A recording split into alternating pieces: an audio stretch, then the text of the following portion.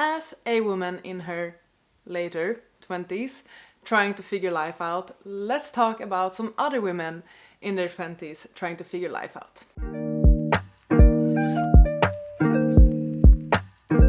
Hi friends and welcome back to my channel. It's getting closer to my birthday. My birthday is the 11th of September and I always feel a bit introspective, I think, when the time gets closer to my birthday. I feel more productive, I feel more motivated, I feel more rebellious, like I just feel a lot and think a lot about my life as I get closer to my birthday, which I feel like makes sense in many ways. It's a reminder of how time passes day by day, year by year. It's a reminder of our own mortality, all of that. I feel like I'm starting this video way off and getting a bit morbid. That's not the point. My hair looks interesting today. I got a haircut and I also got piercings.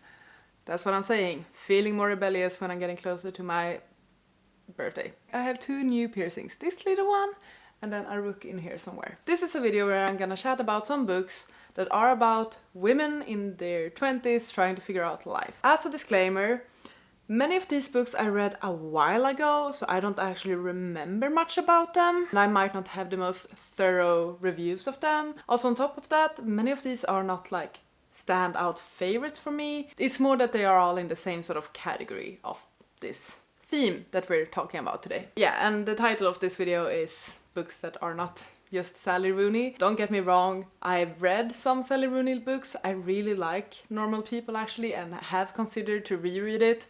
Her other 2 books, not as big of a fan of. I still think I will read her upcoming release, Intermezzo or something like that. But I'm not the biggest Sally Rooney fan. And I just want to highlight some other books with similar themes that are written by other authors. This is a list of books I've read throughout these last few years. There are many more books out there. Feel free to leave your recommendations fitting this theme in the comments.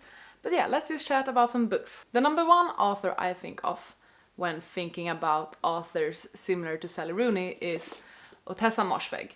But fitting this theme, I think we should focus on My Year of Rest and Relaxation. Putting this away, this is about an older lady. We're not ageist, it's just not what we're talking about today. I read this one, what could it be now? Like 4 or 5 years ago, 4 years ago maybe. I feel like this is a book I could reread because it's just that interesting. The main character is our narrator. I don't believe we ever really learn her name. She is young, pretty, a Columbia graduate. She works a cool job, lives in an apartment on the Upper East Side. All of her needs are paid for, but she has a hole in her heart and she decides to basically ignore the world for 1 entire year. She has the worst psychiatrist ever who prescribes her a bunch of medication and she's basically just napping and sleeping every single day. I need to look up my reviews on these ones because as I said, it's been a while. I feel like this one was also really popular 4 or 5 years ago. I remember seeing it everywhere. I think the cover is actually stunning. I could have this one on display. I think it looks amazing. I had like a what the fuck reaction when reading this one and I wrote that I thought that the book was really interesting, very different from other things I had read. The characters aren't really that likable, but they are still funny and relatable at times. Reading my review now, I see that I had a bunch of mixed feelings about this one, but still gave it 4 stars, so I think I might need to reread this at some point and get another grasp of it. It fits the theme, that's my main point, and I do enjoy Ottessa Moshfegh's writing, so I really need to get to her other books as well. Another book I read around that time, like 3-4 years ago, is Yolk by Mary H.K. Choi. I believe this was marketed as like a YA book, but I would market it as an adult book because it has definitely adult themes in it. This is about 2 sisters. They are 3 years apart in age. June works a finance job and has a soulless apartment. Jane is an emotionally stunted, self-obsessed crybaby who lives in like a bad apartment or something. They were once thick as thieves, but now they are not really in touch anymore. And then June gets cancer and Jane becomes the only one who can help her. Flung together by sickness and bound by family secrets, will the sisters learn more about themselves and each other than they're willing to confront. This one I remember not liking actually. I think I only gave it 2 stars, but I kept it mainly because I think the book is really gorgeous. Like, look at those hands as well. That's pretty. No, 3 stars. Huh. So I wrote very different from what I expected. The writing is really bold. The characters are not likable at all. Maybe that's a common theme in this video then. And the story has a very different focus than you would expect from the synopsis. I also said that it reminded me of my year of rest and relaxation. And also, important to note, trigger warnings for eating disorders and in general disordered and compulsive eating.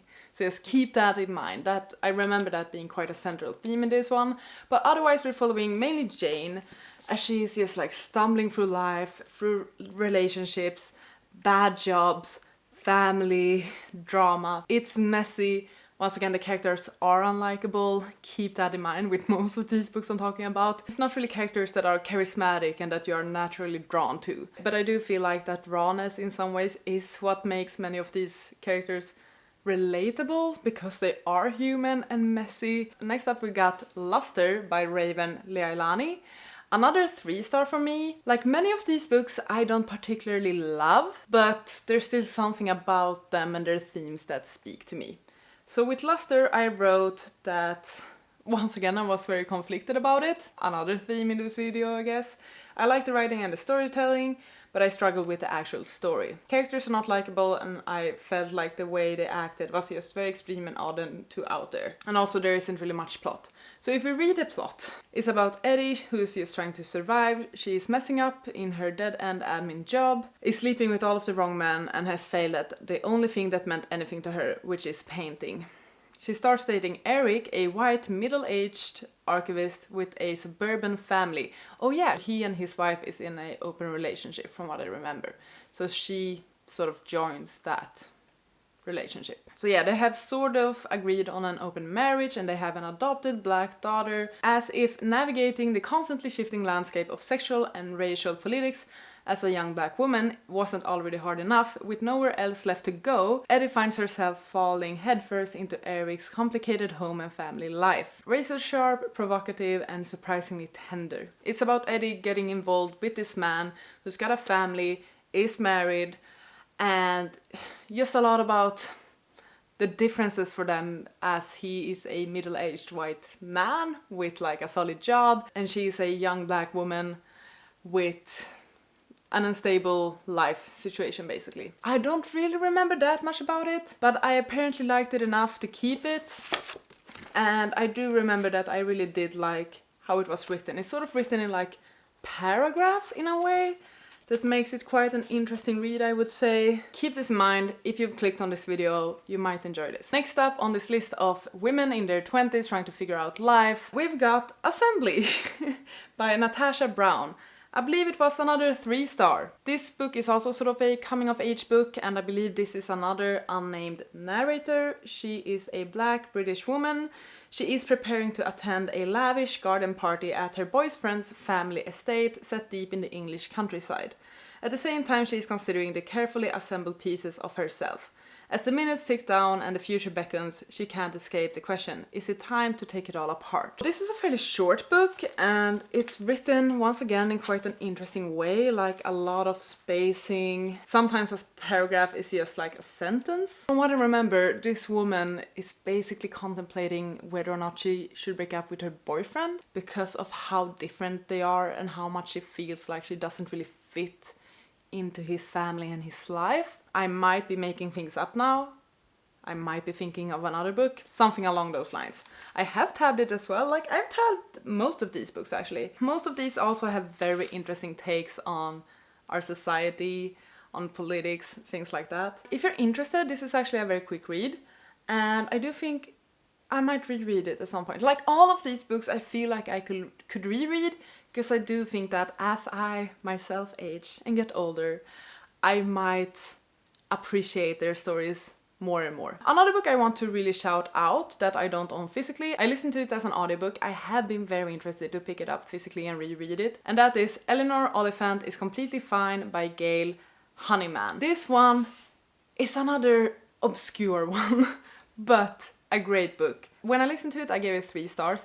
I'm convinced that if I were to reread this one, it would at least be a 4-star, because this is a book I keep thinking about and keep being reminded about, and I have just grown to appreciate it so much more since the first time I read it. The main character is sort of quirky. She has her, how do you say, her particularities about things. Sometimes it's fun, sometimes it causes a lot of secondhand embarrassment. No one has ever told Eleanor that life should be better than fine.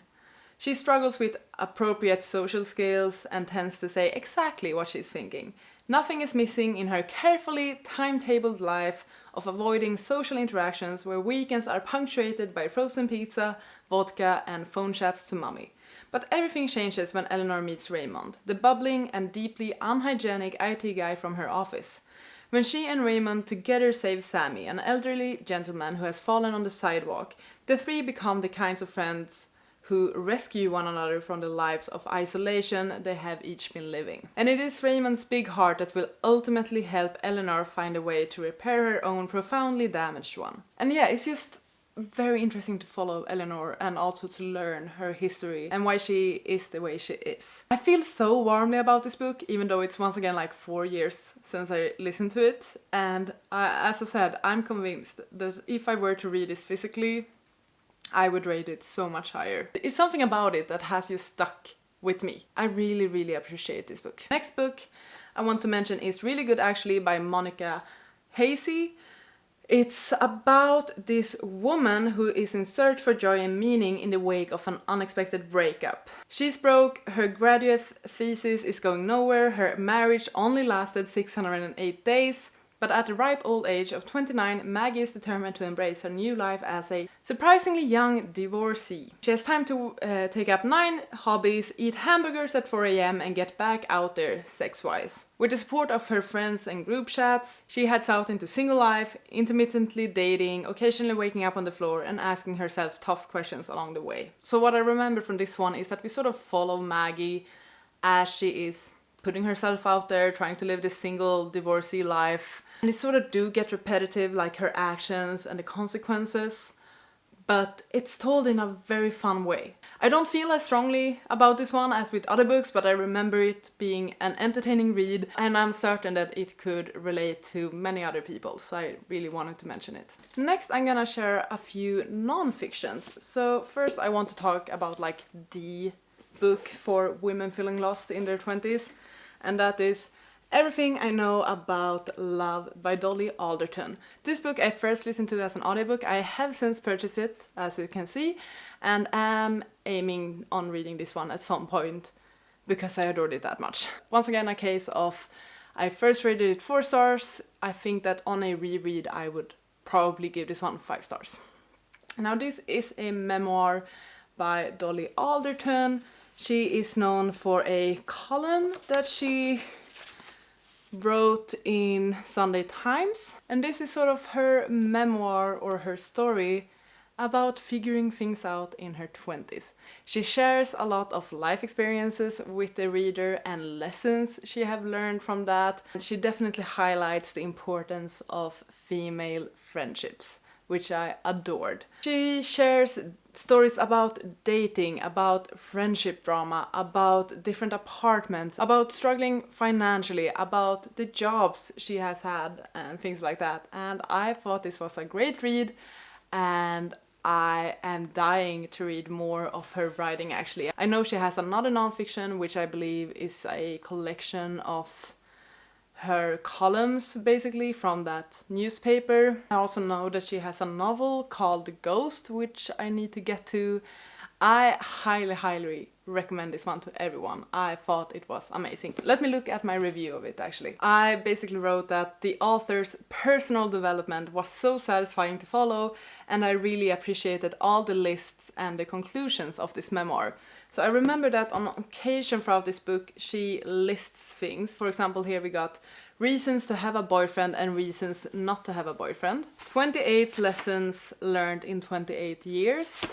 And just a lot of things like that. I just liked how the storytelling was in this one, and I can't wait to reread this and properly annotate it, like highlight it write in the book, tab it, all of the things. Like, I want to consume this book again. Another memoir-esque sort of book, but also with a dash of poetry, is Film for Her by Orion Carlotto. She has also written a poetry book called Flux, which I have really enjoyed. This is sort of a storybook, or how do I say? It's a mix of things. It's a memoir, it's a poetry book, and it's also a photography book. So I believe that she has taken all of the photos in this one.